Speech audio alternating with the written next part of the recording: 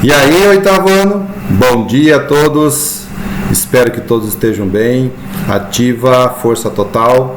Dando continuidade então à nossa aula de história, no último capítulo a gente trabalhou a parte que falava sobre como que as ideias iluministas chegaram até a América, né? Só recapitulando aí, através dos filhos de fazendeiros que foram estudar na Europa e acabaram trazendo esse conhecimento e tentaram colocar em prática. Uma das tentativas no Brasil é a chamada de conjuração mineira, tá? Mas ela não é exclusiva e única do Brasil, isso vai acontecer em vários lugares da América, essa tentativa de mudança de regime, de absolutismo, enfim, o fim dessas cobranças altíssimas que eram os impostos. Mineira, porque no estado de Minas Gerais era o estado mais rico naquele momento da federação, nem sequer podemos dizer federação, porque nós éramos ainda colônia de Portugal, então era a região mais rica de Portugal, ou da sua colônia, era Minas Gerais. Aquele sonho que os portugueses tinham de navegar e encontrar as pedras preciosas acabou se concretizando no estado de Minas Gerais, hoje atualmente estado de Minas Gerais, na região só de Minas Gerais era chamado assim. Tá? Graças aos bandeirantes que se desempenharam, desbravaram o sertão brasileiro, enfim, entrando Brasil adentro em busca de índios e também na esperança de encontrar pedras preciosas. Tá? Então Minas Gerais tinha muito dinheiro, tinha muito lucro, tinha muito dinheiro, tinha muito ouro. Tá? É natural que acontecessem ali essas mudanças. Aproximadamente 300 mil habitantes, lá na metade do século XVIII, e a produção aurífera, o ouro, né, era responsável por garantir grande lucro para a corte portuguesa. Enfim, e a Conjuração Mineira, que ocorreu em 1789, não foi a primeira revolta naquele momento, né? Já em 1707, 1709, a região também foi palco da revolta dos Emboabos, e em 1720 ocorreu a revolta em Vila Rica. Enfim, vários outros momentos da história tiveram relatos de pessoas descontentes com a situação que estava acontecendo. Aqui traz a imagem de alguns exemplos, né, transportando algum tipo de comércio, né, aqui no caso estão transportando escravos, ok? Utilizava muito a mão de obra escrava na produção de ouro, então as pessoas cavavam o dia inteiro lá para procurar o ouro Primeiro começaram a produção de ouro de aluvião, que é aquele na beira do rio. Depois resolveram ir para as encostas e cavar nas grandes galerias. Aí fizeram cavernas e aí foram se aprofundando. Só que não iam muito longe porque a tecnologia não permitia tudo isso. Então o escravo ganhava lá uma picareta e um lampião com uma quantidade de querosene e tinha que trabalhar até essa querosene acabar. Então você começa a imaginar o calor dentro desses buracos, as pessoas claustrofóbicas, né, que teriam algum problema, teriam muita dificuldade nesse processo todo. Bom, Minas Gerais foi por um período de 50 a 100 anos o lugar mais rico de todas as Américas. De todas as Américas. Mais que Estados Unidos, mais que a América Central, mais que a América do Sul, por alguns países, enfim, foi a mais rica de todos. Muito mais do que qualquer província espanhola, do que as colônias francesas ou mesmo daquelas 13 colônias dos Estados Unidos. Ainda assim, quase todos os impostos que iam para a coroa, literalmente, não ficava quase nada no Brasil.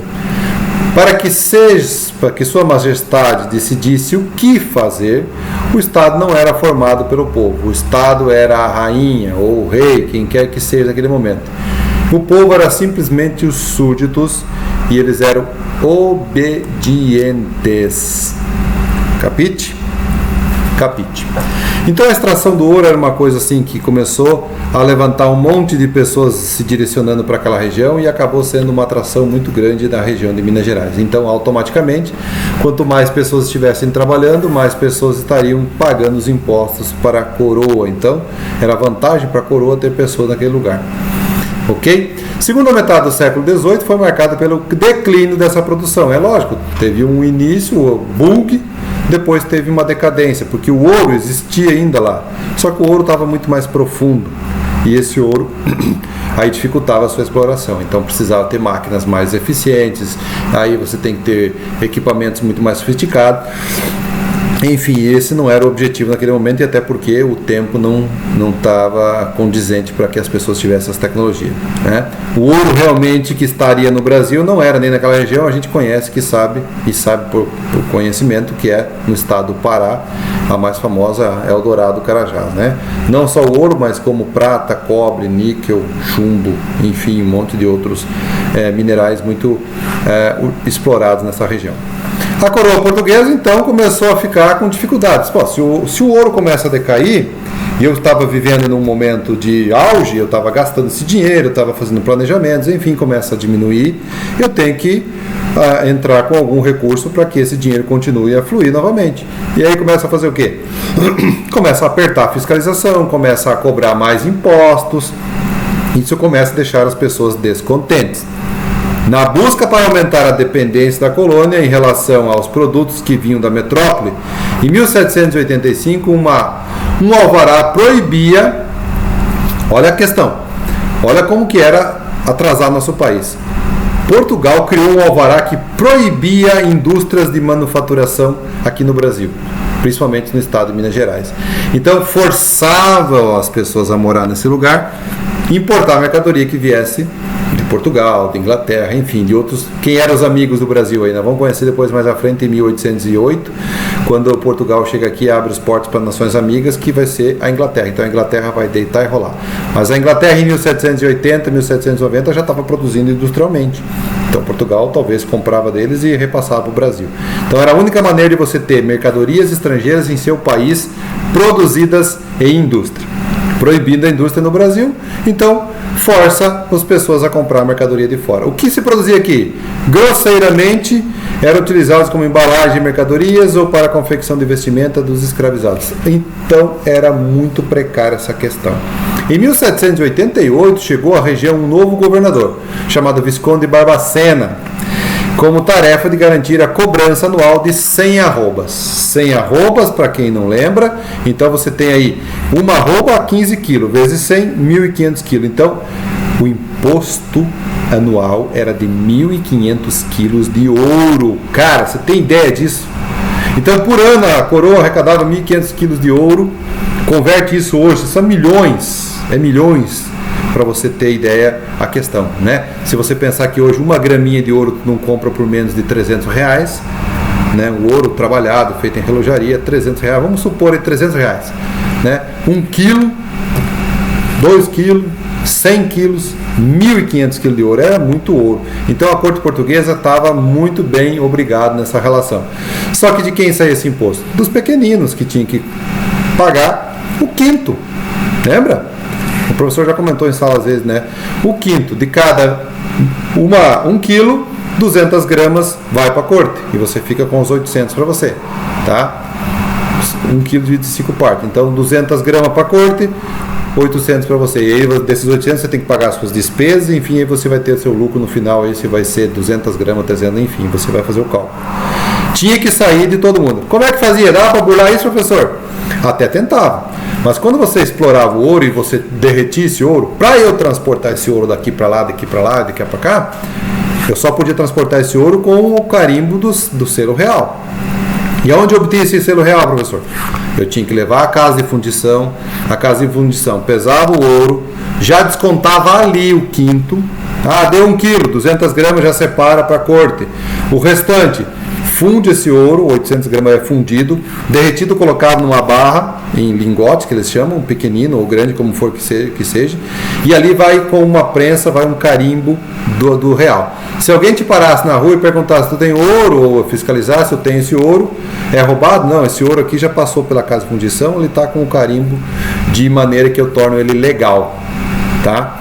Mas nós vamos estudar que de maneiras ilegais também transportava esse ouro em outras maneiras. Vamos chamar de Santinho do Pau Oco, a gente vai ouvir falar muito disso. Interpretando o documento, então, aqui. A respeito dos habitantes da colônia, um documento do Conselho Ultramarino, em 1732, afirmava: as riquezas fazem aqueles homens soberbos. Não é diferente de hoje, né? Inquietos, mas sofridos e desobedientes.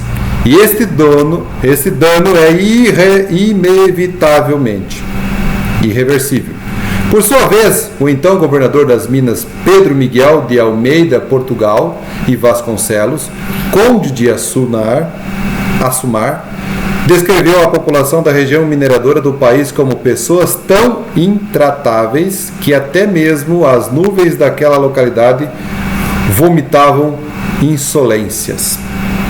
Mas ali era uma mistura de tudo quanto é coisa, gente. Quando essa ideia chegou até a Europa, de que havia ouro na região de Minas Gerais, foi um frenesi louco. Não é diferente. Vamos comparar um exemplo aqui só para a gente entender. Quando houve a grande descoberta de ouro no Pará, houve a febre do ouro também para aquela região, chamado a Serra Pelada. Tem um filme até sobre isso, né? Então, aproximadamente mais de 50, 60 mil pessoas vivendo num lugar só, cavando em busca de ouro. E aí depois foi abandonado. Mais recentemente que aconteceu foi em Cáceres, Nova Lacerda, pertinho de Cáceres. Houve um boato que existia ouro. E em menos de um mês, 30 mil pessoas já estavam explorando ouro numa região que nem era dele, era do governo aquilo. Então era uma loucura. E assim, imagina naquela época. De que forma os moradores da colônia eram vistos por integrantes da administração portuguesa?